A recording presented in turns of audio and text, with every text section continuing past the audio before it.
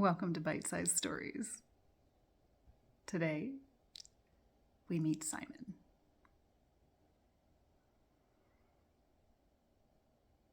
The brushstrokes were bold and confident, just as Simon liked them to be. He had been refining his method for years, and he was strong and assertive in his style. On the left side of the canvas, the light would shine in, illuminating the fabric and wicker. On the right side, darkness receded into the distance, a perfect sunrise frame. For the movement, he preferred to have the wind flowing in with the light. This was not strictly necessary, and of course it wasn't always that way in real life, but he enjoyed the way they were synchronized in his artworks, as if they were woven together. For color, Simon had multiple palettes. In the summer, he would paint in bright, fanciful tones, adding geometric patterns and bold graphics.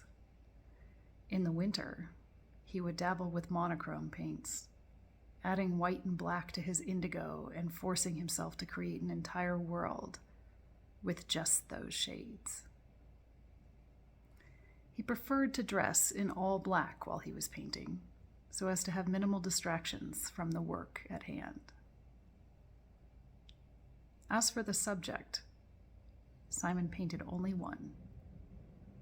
Sometimes he would paint them singly, and sometimes in a gaggle, but the main focus of his paintings was always hot air balloons. Growing up, Simon had wanted to fly, as many young boys do. But as he matured, he realized that flight school was not for him. Too technical, too restrictive, not at all the adventure he had desired. But hot air balloons, now they had retained the mystery.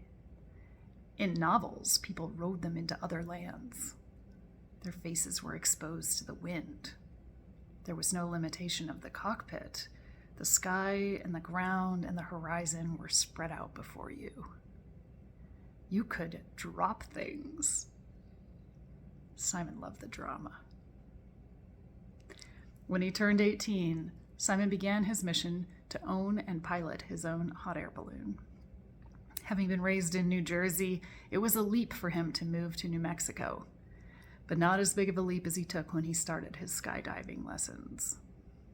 Looking back, he was never certain why he had made this choice, other than the vague idea that if he were to have to abandon his balloon mid-flight, he would know what to do on the way down. And besides, it was certainly part of the fanciful, experiential dream.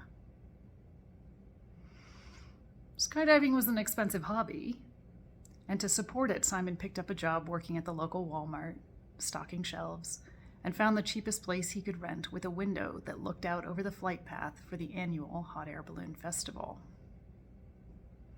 Every fall, as his skills increased and his bank account stayed flat, Simon would watch the balloons bob gently in the distance.